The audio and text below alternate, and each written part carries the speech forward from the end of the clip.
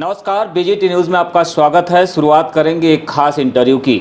हमारे साथ इंटरव्यू के लिए मौजूद है एपीआई के नेशनल प्रेसिडेंट धीमान विजयमानकर। चर्चा करेंगे पूरी दुनिया में अर्थव्यवस्था को लेकर जो चुनौतियां हैं, उन चुनौतियों से निपटने के लिए आखिरकार भारत कितना तैयार है। साथ में हम बात करेंगे अमेरिका, चाइना जैसे बड़े अर्थव्यवस्था वाले देशों के बारे में। इन देशों की तुलना में आखिरकार भारत कहां पर समझ में आ रहा है। इसके साथ ही हम इस खास चर्चा में बात करेंगे चाइना और भारत की, जो कि एक सेम पीरियड में दोनों देश इंडिपेंडेंट हुए, लेकिन आज चाइना कहीं ना कहीं भारत से काफ़ी आगे निकल चुका है। इसके पीछे क्या कुछ कारण है। इससे पहले की चर्चा की हम शुरुआत करें, भारत की राजनीति से जुड़ी कुछ हाइलाइट्स पर हम बात कर लेंगे। पहला सवाल सर मेरा, एनडीए की ओर से द्रौपदी मुर्मू जो कि राज्यपाल रही है झारखंड की, इन्हें राष्ट्रपति उम्मीदवार बनाया गया है।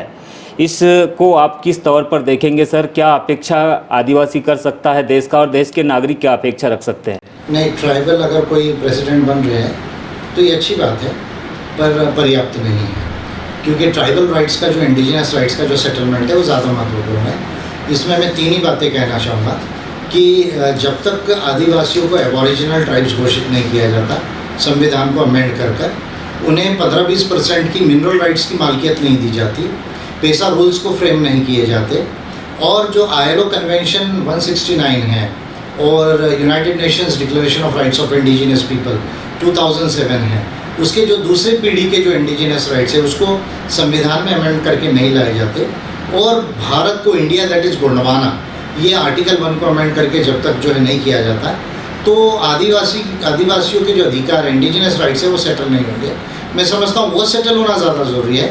एक ट्राइबल राष्ट्रपति बन रही है, स्वीकार्य है, स्वागत योग्य है, लेकिन वो पर्याप्त नहीं। इसके पहले शेड्यूल कास्ट के भी प्रेसिडेंट थे कम्युनिटी से, तो उससे शेड्यूल कास्ट की प्रॉब्लम्स तो कोई सॉल्व नहीं हुई पूरी तरह से।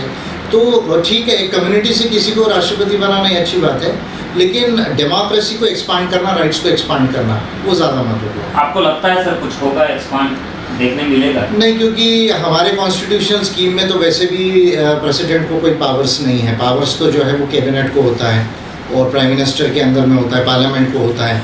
तो प्रेसिडेंट तो नॉमिनल हेड है, और फिर गवर्नर भी रही है मैडम झारखंड की, तो गवर्नर 5th शेड्यूल के जो इंचार्ज रहते हैं, लेकिन 5th शेड्यूल को इम्प्लीमेंटेशन को लेके ऐसा बहुत बड़ा काम कहीं झारखंड में किया हो, ऐसा कहीं रिपोर्ट तो नज़र नहीं आती।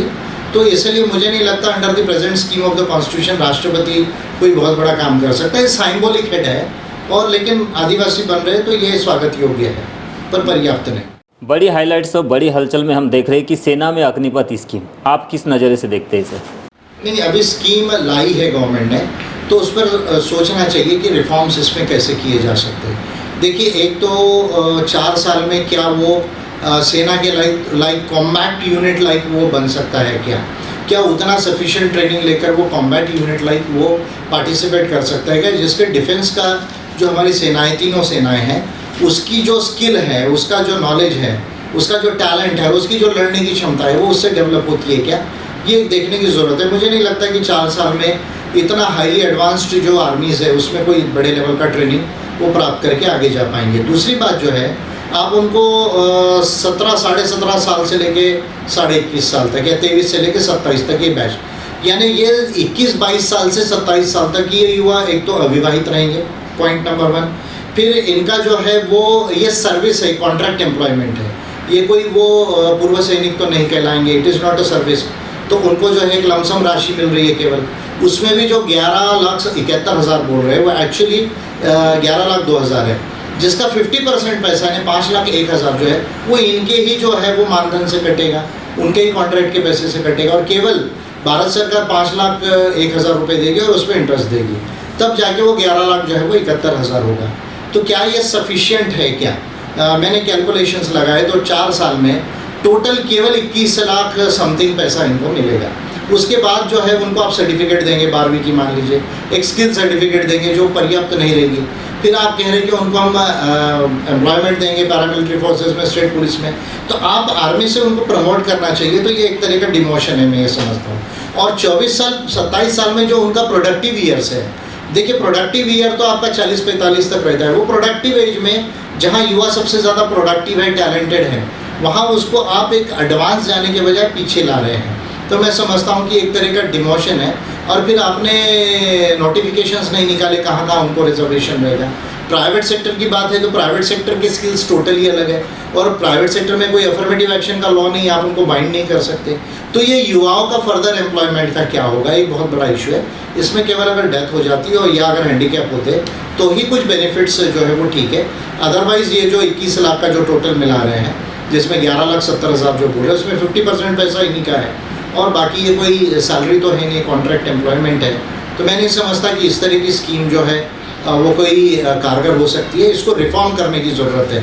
कम से कम 10 साल का टेम्प्रेरी सर्विस भी जो है तो कम से कम 10 साल का होना चाहिए, और उनको जो है ये 11 लाख वगैरह देने से नहीं होगा। कम से कम जो है जब तक 70-80 लाख से ज़्यादा नहीं मिलता किसी को, उसका लाइफ सेटल नहीं हो सकता। प्लस फर्दर एम्प्लॉयमेंट की गारंटी चाहिए।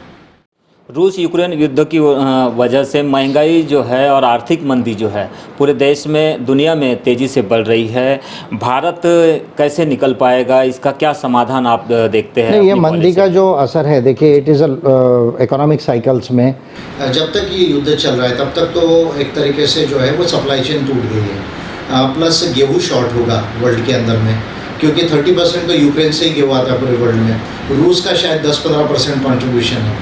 तो एक तो गेहूँ शॉर्ट हो जाएगा, प्लस ऑयल, गैस और बाकी जो कमोडिटीज़ है उसकी सप्लाई चेन टूटी हुई है।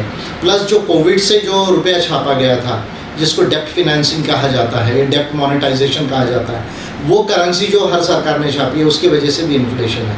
तो ये दोनों का अभी तो पहला मकसद होना चाहिए महंगाई को कंट्रोल करना, जो हर बैंक कर रही है, फेड कर रहा है यूएस में, हमारी रिजर्व बैंक कर रही है। इसको हमको 6% के अंदर लाना चाहिए, पहला काम जो है वो। और फिर जो है कैपिटल एक्सपेंडिचर करके जो है डिमांड को स्टिमुलस देना पड़ेगा, तब जाके ये ग्रोथ जो है वो आगे बढ़ेगी। एक अर्थ और नीतियों के जानकार होने के नाते, जैसा आपने बताया कि इन्फ्लेशन बहुत तेज़ी से बढ़ रहा है, लेकिन इन्फ्लेशन जो है, इसके जो कंसर्न है उससे निपटेंगे कैसे? एक तो देखिए इसके लिए मॉनेटरी पॉलिसी है। आप इसका जो कैश जो है, जो करेंसी है, उसको कम कर दीजिए। जो रिजर्व बैंक करता है मॉनेटरी पॉलिसी से, इंटरेस्ट रेट बढ़ा देगा, बराबर है। कैश रिजर्व रेशियो को जो है वो ये कर लेगा, अपने पास ज़्यादा कैश रखेगा बैंक से जो है वो, या रेपो रेट को जो है वो बढ़ा देगा। तो इससे सबसे जो करेंसी का सप्लाई वो कम होता है। इंटरेस्ट रेट बढ़ जाने से जो है कंपनीज या बाकी लोग जो एकदम लोन लेते हैं उसमें थोड़ी कमी आ जाती है। तो जब लोगों के पास पैसा ज़्यादा नहीं रहता है तो फिर डिमांड कम होने लगती है, उससे थोड़ी महंगाई कम होने लगती है। ये एक जो है मॉनेटरी पॉलिसी का जो है टिपिकल फीचर है। लेकिन ये केवल जो है वहाँ तक के सीमित नहीं है। अब मान लीजिए आपने जो करेंसी छाप ली है वो करेंसी सर्कुलेशन में थी, जब तक वो करेंसी को एक लिमिटेड लेवल तक आप मेन लेवल तक पीछे नहीं लाएंगे तो इन्फ्लेशन 6% से जो है वो नीचे नहीं आएगा। पर अब इन्फ्लेशन को आप ज़्यादा कंट्रोल करने जाते हैं तो ग्रोथ कम हो जाती है, एम्प्लॉयमेंट कम होता है। तो it is a very balancing act जो है। तो जब तक ये युद्ध रहेगा थोड़ा सा जो है वो फाइन बैलेंस पे चलेगी। ये जो कंडीशंस है सर, ऐसे हालात में रोजगार के मोर्चे पर क्या कुछ आप समझ सकते हैं इसमें? देखिए 100% एम्प्लॉयमेंट ना तो सरकार दे सकती है ना मार्केट दे सकता है। गवर्नमेंट एट द बेस्ट जो है 10-12% तक के टोटल लोगों को दे सकती है। Total central, state and local sector bodies है या पब्लिक सेक्टर एंटरप्राइजेस है। इससे ज़्यादा जो है कैपेसिटी स्टेट का नहीं होता है। बाकी जो है सेल्फ एम्प्लॉयमेंट का एक है, जो लोग अपना स्वयं का रोजगार करता है, पर वो भी मार्केट से जुड़ी हुई है कि अगर मार्केट में डिमांड होगा तो सेल्फ एम्प्लॉयमेंट बढ़ेगा आपका। प्लस मार्केट में जितनी कंपनीज़ है जो मिडिल एंड स्मॉल के स्केल एंटरप्राइजेस है, जिसको MSMEs कहा जाता है, या बड़े कारपोरेट्स है, इनमें जो है वो एम्प्लॉयमेंट जनरेशन की ये रहती है, स्कोप रहता है। तो जब तक भारत में मार्केट इकोनॉमी नहीं बढ़ेगी तब तक एम्प्लॉयमेंट अपने यहाँ नहीं बढ़ेगा। जो 8% अपने यहाँ लगभग on an average unemployment rate है 7 से 8% के बीच में, वो तब तक के नहीं बढ़ेगा जब तक मार्केट इकोनॉमी नहीं बढ़ेगी। प्लस जो सरकार की जो रिक्त पदे हैं जो 8 से 9 लाख, तो 9 लाख के आसपास तो सेंट्रल गवर्नमेंट की है तो उसको भरना पड़ेगा। प्लस स्टेट गवर्नमेंट को मिला है तो 60 लाख से ऊपर है, और PSUs और लोकल सेल बॉडी को मिला है तो 1 करोड़ से ज़्यादा अभी वैकेंसीज है जो सैंक्शन पोस्ट है उससे। तो उसमें से हम बजट को देख के कितनी ज़्यादा से ज़्यादा भर सकते हैं, वो एक काम को भी देखने की जरूरत है। एक सवाल सर मेरा, चाइना और अमेरिका के बाद में भारत से उम्मीद की जाती है कि भारत की ग्रोथ रेट बहुत तेज़ी से बढ़ेगी, भारत आगे जा सकता है, लेकिन हम लगातार ऐसी बातें ही सुनने मिल रही है, देखने मिल रही है, लेकिन भारत आज भी काफ़ी पीछे बना हुआ है। चाहे मैन्युफैक्चरिंग हब की बात करें तो अमेरिका, चाइना काफ़ी आगे है, भारत काफ़ी पीछे है। इसके क्या मायने हो सकते हैं, भारत कैसे आगे निकल सकता है? देखिए अभी जितने इंडिकेटर्स आ रहे हैं उसमें एक बात तो सामने आ रही है कि आने वाले 10 साल तक अमेरिका का जीडीपी बढ़ेगा 2.5% से, लगभग एवरेज बता रहा हूँ, और इंडिया का बढ़ेगा 6.5% से ज़्यादा, और चाइना का बढ़ेगा लगभग 4.5-5% से जीडीपी जो है। तो इतनी बात तो स्पष्ट है कि आने वाला 10 साल में जो जीडीपी ग्रोथ रेट है वो इंडिया का ज़्यादा रहेगा। लेकिन आज देखिए हमारा जीडीपी, मैं नॉमिनल टर्म्स में बोल रहा हूँ, हम 2 ट्रिलियन को जस्ट क्रॉस किए हैं। चाइना 13 ट्रिलियन से ऊपर है और 23 ट्रिलियन से ऊपर जो है वो यूएस है। मैं राउंड ऑफ करके बोल रहा हूँ, एग्जैक्ट पॉइंट्स में नहीं बोल रहा हूँ, नॉमिनल टर्म्स में। तो ये काफ़ी बड़ा डिफरेंस है। यानी यूएस अगर 2.5% से भी ज़्यादा बढ़ रहा है तो वो 23 ट्रिलियन पे है। चाइना अगर 5% के आसपास जा रहा है, एवरेज ग्रोथ में कह रहा हूँ 10 साल की, तो वो 5%, वो 13 ट्रिलियन पे। और अगर हम मान लीजिए 6.5% से भी अगर ग्रो करते हैं तो हम 3 ट्रिलियन पे हैं। तो इसलिए हमको ये देखना चाहिए कि कौन से ऐसे वो फैक्टर्स हैं जिसमें जीडीपी हमारा फास्ट भी बढ़ेगा और हम चाइना के बराबर, पहला स्टेज तो चाइना के बराबर इकोनॉमी में आना चाहिए। सेकंड स्टेप है कि अमेरिका, चाइना, इंडिया, तीनों का पोटेंशियल सेम होना चाहिए आने वाले 10-15 सालों में। उसके लिए केवल नॉर्मल इकोनॉमिक ग्रोथ से काम नहीं चलेगा, कुछ और करना पड़ेगा। क्या करने की ज़रूरत पड़ेगी सर? देखिए सबसे पहली बात है, जैसे हम चाइना अमेरिका को देखते हैं, देखिए आप अमेरिका की 20 यूनिवर्सिटीज़ है टॉप 50 में, चाइना की टॉप 50 में कम से कम 3 से 4 है। अभी आप देखिए कि साइंस, मैथमेटिक्स और लैंग्वेजेस में चाइना के 15 साल तक के बच्चे नंबर 1 पे हैं, अमेरिका 25वें नंबर पर है, इंडिया का 77 कंट्रीज़ में नंबर ही नहीं है। अभी 22 में रिपोर्ट आएगी पीसा की, उसमें फिर आप देखिए पेटेंट्स देखिए चाइना के सबसे ज़्यादा हैं। स्टेम जिसको कहा जाता है, science, technology, engineering and mathematics, उसमें सबसे ज़्यादा चाइना नंबर 1 के अंदर में डिग्रीज़ है और लोग पढ़ रहे हैं। सबसे ज़्यादा ग्रेजुएट डिग्रीज़ 24% डिग्रीज़ चाइना के पास में है, 20% डिग्रीज़ अमेरिका के पास में है। तो ये जब हम कंपैरिजन देखते हैं, अगर आप पीपीपी परचेसिंग पावर कैपेसिटी में जीडीपी देखते हैं तो चाइना का अमेरिका से ज़्यादा है। ट्रेड में चाइना नंबर 1 है, America number 2 per capita income में, परचेसिंग पावर पैरिटी में, ठीक है।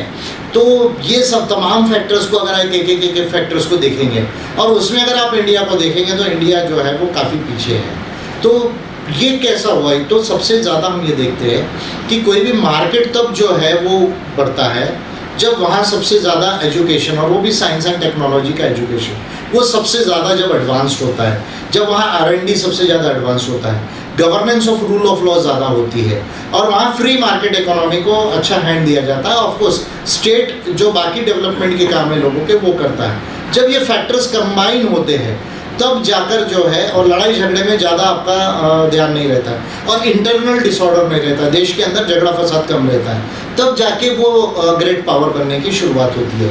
तो ये तमाम फैक्टर्स की तरफ इंडिया को ध्यान देने की ज़रूरत है, तब जाकर हम कहीं चाइना के पास और अमेरिका की तरफ जा। मतलब एजुकेशन को आपने बेस माना है, लेकिन हमने ये भी देखा है सर कि कस्तूरी रंगन की एक रिपोर्ट NEP जो न्यू एजुकेशन पॉलिसी बनी है, क्या उससे उम्मीद की जा सकती है देश में उस तरह का लेवल? पहले भी बोल चुका हूँ कि इसमें साइंस एंड टेक्नोलॉजी और वेरियस नॉलेजेस और ह्यूमैनिटी ये बेस होना चाहिए। तो वो बहुत ज़्यादा बेस नहीं बनाया गया। अभी देखिए आप कल्चर, हिस्ट्री और लैंग्वेजेस की बात कर रहे हैं और आप अभी भी लैंग्वेजेस में, ठीक है, मदर टंग में पढ़ा रहे हैं, अच्छी बात है, 1 लैंग्वेज मदर टंग रखिए, लेकिन आप इंग्लिश में अभी भी एजुकेशन नहीं देना चाह रहे उनको फर्स्ट स्टैंडर्ड से। तो मैं समझता हूँ कि अगर आप इंग्लिश में एजुकेशन नहीं देंगे कम से कम इंडिया के लिए, तो इंग्लिश में तो पूरा नॉलेज पड़ा हुआ है। देखिए चाइना भी पहले उसने चाइनीज़ में डेवलप किया, अब वो इंग्लिश को पढ़ रहा है। तो आपको किसी पॉइंट पर साइंस, टेक्नोलॉजी और वेरियस नॉलेजेस और ह्यूमनिज्म के आधार पे एजुकेशन को बेस करना पड़ेगा। एजुकेशन को बहुत चीप और इजीली एसेसेबल बनाना पड़ेगा, है ना, प्रमोट करना पड़ेगा लोगों को, रिजर्वेशन या अफर्मेटिव एक्शन के वेरियस मेजर्स है, स्कॉलरशिप और बाकी सपोर्ट स्कीम्स है, उससे तब जाके जो है वो, और एजुकेशन होने के बाद उसको मार्केट में स्किल्स डेवलप करके एम्प्लॉयबिलिटी होनी चाहिए। ये जब चेन और लिंक होगी तब जाके वो डेवलपमेंट। अगर हम चाइना इंडिया की ही बात करें तो सेम पीरियड में दोनों देश इंडिपेंडेंट हुए हैं, आगे की ओर बढ़ रहे हैं। 1950 की अगर हम बात करें तो चाइना में लोगों को कैलकुलेटर पकड़ने का ढंग नहीं था, लेकिन आज क्वांटम कंप्यूटर बनाने की बातें आ रही है। इसको आप किस नज़रिए से देखेंगे और भारत इन सब में पीछे होने इसका एक सबसे बड़ा कारण है कि because Chinese society was a non religious society. China के लोग धर्म को नहीं मानते हैं, ये एक सबसे बड़ी बात है। तो जो धर्म को नहीं मानेगा तो नेचुरल है उसका ध्यान साइंस की तरफ, टेक्नोलॉजी की तरफ ज़्यादा जाएगा। यही बात चाइना के अंदर हुई है। इंडिया में हम बहुत ज़्यादा धर्म और संस्कृति को, इतिहास को महत्व देते हैं, साइंस को हम ध्यान नहीं दे रहे। हमारा ब्रेन अभी तक मैथमेटिकल और साइंटिफिक नहीं हुआ है, इसलिए हम कैलकुलेटर से केवल सुपर कंप्यूटर तक आए हैं क्वांटम कंप्यूटिंग या आर्टिफिशियल इंटेलिजेंस तक जाने में हमको समय लग रहा है, जबकि चाइना वहाँ तक पहुँच रहा है। अंतिम सवाल सर मेरा, राजनीति में सभी तरह के नॉलेज वाले लोग हैं, लेकिन आप एक बड़े अलग प्रकार का नॉलेज रखते हैं। साइंस की बात करते हैं आप, टेक्नोलॉजी की बात करते हैं, नीतियों की बात करते हैं और साथ में वित्त की बड़ी जानकारी रख सकते हैं, लेकिन आपके इस नॉलेज का लाभ कैसे देश के लोगों को मिलेगा? इसके लिए तो MP MLA जीत के जाना पड़ेगा। अब जैसे भी डेमोक्रेसी में जीते बगैर तो आप पार्लियामेंट में नहीं जा सकते, असेंबली नहीं जा सकते। तो जब तक आप असेंबली पार्लियामेंट में नहीं जाएंगे, लॉ मेकिंग पॉलिसी मेकिंग में आप नहीं जा सकते। तो वो काम भी हम साथ साथ में कर रहे हैं, इलेक्शंस को प्रिपरेशन कर रहे हैं। तो 23 में कई राज्यों में महत्वपूर्ण हमारे जो राज्य है उसमें चुनाव है, 24 में लोकसभा का चुनाव है, इसमें हम ज़्यादा से ज़्यादा पार्टिसिपेट करेंगे। लेकिन ये नीतियाँ जो हम यूनिक नीतियाँ बता रहे हैं जो साइंस और ह्यूमैनिज्म पर है, जिसको हम कॉस्मो ह्यूमैनिज्म। लेकिन एक चीज़ सर, नीतियों को लोग बहुत कम समझते हैं, लोग आंदोलनों को ज़्यादा देखते हैं। आंदोलन साथ साथ में लिमिटेड होगा, पॉपुलर पॉलिटिक्स से कुछ फ़ायदा नहीं होगा, लोगों का एंटरटेनमेंट होगा लेकिन फ़ायदा नहीं होगा। हाँ, आंदोलन अगर लॉ एंड ऑर्डर को मेंटेन करे और नीतियों के आधार समझ से किया जाए तो वो ठीक है। पॉलिटिक्स किस तरह की प्रैक्टिसेस आगे करेंगे सर आप? एक तो पहले इलेक्शंस की तैयारी हो रही है, अभी देखिए सभाएं हो रही है। बिल्कुल। प्लस फिर बड़े महत्वपूर्ण जो इश्यूज़ है उस पर हम लिमिटेड जन आंदोलन भी करेंगे। जैसे फॉर एग्जांपल छत्तीसगढ़ में अभी पेशा रूल नहीं बने, उस पर हम प्लान कर रहे हैं। अक्टूबर के बाद में एक बड़ा आंदोलन हम प्लान कर रहे हैं रायपुर में। तो इस तरह के जो मेजर इश्यूज़ है उस पर हम प्लान करेंगे और उसको लेकर जो है हम आगे जाएंगे। पॉपुलर पॉलिटिक्स को API कम से कम जो है वो तवज्जो नहीं देती, क्योंकि ठीक है उसमें मनोरंजन होता है, ध्यान आता है, पर उससे फ़ायदा नहीं होता। तो ये थे API के नेशनल प्रेसिडेंट धीमान विजय मानकर, जिन्हें देश में अब कास्मो ह्यूमनिस्ट और गोंडवाना के महान प्रवर्तक के साथ में कास्मो ह्यूमनिज्म के संशोधक और प्रवर्तक के तौर पर भी जाना जाता है। उनका साफ तौर पर कहना है कि देश की जो वर्तमान स्थिति है उसमें जो क्राइसिस जो देखने मिल रहा है, चाहे राजनीतिक लेवल पर हो चाहे आर्थिक लेवल पर हो, तो इसमें कहीं ना कहीं पॉलिसियों का जो महत्व है वो गवर्नमेंट को अभी तक समझ में नहीं आया है। विशेष तरह की पॉलिसियों का निर्माण करने की ज़रूरत है और इन्हीं विशेष पॉलिसियों के माध्यम से देश को आगे ले जाने की ज़रूरत है। इसी को लेकर API के माध्यम से वे निरंतर प्रैक्टिसेस और पॉलिटिक्स कर रहे हैं। देखना यह होगा कि आगे विजय मानकर की यह राजनीति भारत में किस मुकाम तक पहुंच पाती है।